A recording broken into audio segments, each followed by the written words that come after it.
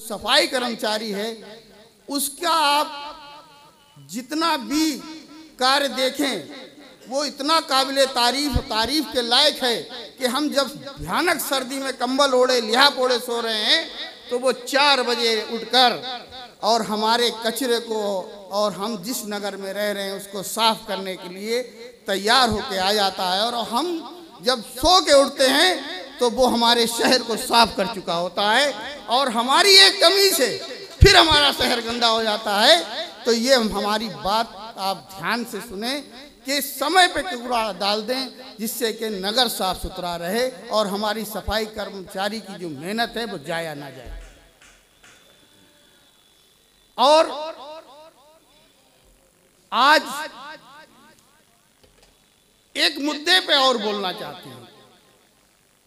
मुद्दा ये है कि नगर पालिका परिषद तिलहर ने और चुने हुए जो सभा कार्यकाल समाप्त हो चुका है, चुने हुए सभासदों ने, चेयरमैन ने अपने काम को बखूबी अंजाम दिया। लेकिन नगर पालिका ही खाली हमारे लिए आवश्यक नहीं है, हमें विचार करना चाहिए वोट देते वक्त, क्योंकि लोकतांत्रिक देश में गणतंत्र दिवस जैसा त्योहार हम मनाने खड़े हैं तो इसी सिस्टम ने हमको वोट देने का अधिकार दिया है, इसी तरीके ने, तो हमें वोट पर भी विचार करना चाहिए।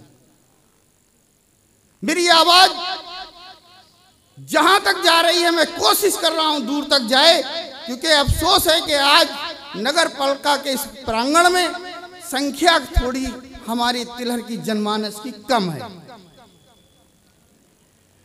वोट देना देश हित में अति आवश्यक है। वोट देते वक्त हमें यह देख लेना चाहिए कि ये व्यक्ति हमारे वोट लेने के बाद क्या हमारी जन समस्याओं पर खरा उतरेगा।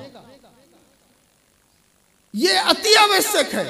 वोट पार्टी से मोहब्बत है, जिसको जिस पार्टी से मोहब्बत है वो उसमें है, लेकिन मैं आम जनमानस से एक निवेदन करना चाहता हूं कि राष्ट्र हित में आप जब वोट करें तो वोट बहुत ध्यान से देखें कि लोकसभा का जो प्रत्याशी है क्या ये हमारी लोकसभा का इतना बड़ा क्षेत्र है, इसके कंधे पर जो दायित्व आएगा ये भली भांति ईमानदारी से निभाएगा या नहीं निभाएगा, उसको उसी समझ से वोट करना चाहिए।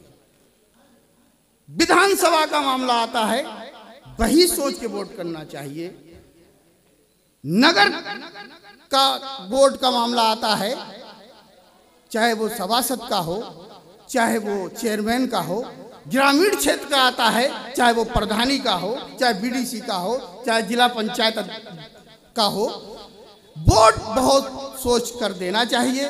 वोट देने सोच कर इसलिए देना चाहिए, उसका एक उदाहरण हम आपको बताएंगे, क्योंकि समय में लूंगा, अगर आपके कोई किसी को समय में आपका लूंगा, समय लूंगा इसलिए कि हमने लगातार, जैसे मैंने होश संभाला है, हमने भी लोकसभा में वोट दिया, हमने भी विधानसभा में वोट दिया, लेकिन गौर कीजिए कि मेरा बच्चा, आपका बच्चा, इस नगर का बच्चा, इस ग्रामीण क्षेत्र का बच्चा जब इंटर कॉलेज से इंटर पास कर लेता है तो उसको डिग्री की आवश्यकता होती है, डिग्री की आवश्यकता होती है। और डिग्री के लिए एक छोटे से परिवार का बच्चा बरेली और शाहजहांपुर के लिए तैयारी करने के लिए कोशिश करता है, लेकिन आर्थिक स्थिति में उसके परिवार की माली हालत ऐसी है कि वो शाहजहांपुर में अपने अच्छे नंबर होने के बाद, अच्छे नंबर पास होने के बाद, सरकारी विद्यालय में दाखिला मिलने के बाद अप डाउन करने में असमर्था होती है उसकी, और वो हाई स्कूल कर मसमसा कर तिलहर में बैठ जाता है। कुछ लोगों ने अच्छा काम किया, पंडित दीनदयाल उपाध्याय जैसे हमको डिग्री का लिस्ट दिया, लेकिन अफसोस तमाम तरह के चेयरमैन और सभासद लगातार बदलते रहे। मैं भी उसमें शामिल हूं, मैं प्रतिनिधि राह में मेंबर तो नहीं बना, पत्नी थी हमारी, लेकिन आज गौर करिए पंडित दीनदयाल उपाध्याय जैसा डिग्री कॉलेज हमारे पास है क्या? हमारे बच्चों को इंटर के बाद इस विद्यालय से कोई डिग्री मिल पाई या मिलती है? बीए जैसा एक सब्जेक्ट आज 30 वर्षों से, सफेद हाथी का नाम सुना होगा आपने, इसी को कहते हैं सफेद हाथी। सिर्फ इंटर के बाद वो बच्चा बीए करके पैदल जाए और वहां से बीए करके एक शांत होकर अपने घर को वापस आ जाए। नाम है पंडित दीनदयाल उपाध्याय डिग्री कॉलेज, हमारे बच्चे को डिग्री नसीब नहीं। ये कमी है हमारे बोर्ड की। जब वो व्यक्ति हमारे पास वोट मांगने आए, क्योंकि सभासद चेयरमैन की पहुंच इतनी नहीं है कि वहां डिग्री कॉलेज में डिग्री के लिए उसकी संख्या, तमाम तरह के जो भी प्रोफेशनल कोर्स होते हैं उसके लिए लोगों को बढ़ाया जाए। ये काम विधायक और लोकसभा का प्रतिनिधि कर रहा, सांसद का बनता है कि वो हमें इस चीज के लिए तैयार करें। मेरे प्यारे साथियों, वोट करें, जरूर करें, लेकिन उसको करें जो हमें डिग्री कॉलेज तो दे दिया गया और डिग्री के नाम पर कोई उसके अंदर संस्था नहीं, कोई सिस्टम नहीं, कोई मतलब अध्यापक नहीं। मेरा दर्द बोल रहा है, इसलिए बोल रहा है कि मैं जानता हूं कि सबको इस मंच से बोलने का मौका नहीं मिल रहा है, लेकिन उनका बच्चा इंटर के बाद भटक रहा है। एक छोटी सी निवेदन और है कि शायद यहां पर एक नगर के चेयरमैन का चुनाव लड़ने के एक प्रत्याशी मौजूद हैं, देवेंद्र गुप्ता जी।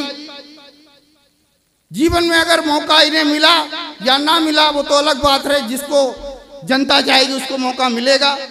किसी को भी यदि ये मौका मिलता है तो एक काम अवश्य करें कि साल में बोर्ड की 2 मीटिंग ना करके कम से कम 4 या 5 मीटिंग करें, जिससे कि जनमानस की समस्याओं पर आप विचार कर सके। मैं बहुत गंभीर मुद्रा में बोल रहा हूं। आप 2 मीटिंगें करते हैं, 2 साल की 2, 5 साल में 10, वो भी आवश्यक होती हैं आपको करना, क्योंकि आपने जो दाम खर्च किया है उसको इसी गणतंत्र दिवस के कानून के अंतर्गत उसे पास कराना होता है। अगर आप बोर्ड मीटिंगें करें और उसमें ये विचार रखें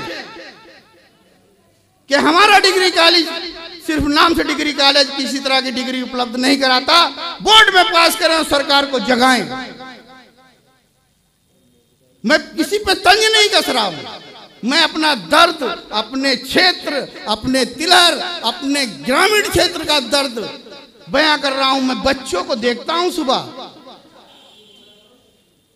गुप्ता जी भी सुबह घूमते हैं, आप सब भी सुबह घूमते होंगे, छोटे छोटे बच्चों को देखते होंगे कि बेचारे भटक रहे हैं इंटर पास करने के लिए, कोचिंग करने के लिए, गांवों से आते हैं भाग भाग के, लेकिन इंटर करने के बाद उनकी जन समस्या बहुत ही खतरनाक मोड़ पे पहुंच जाती है।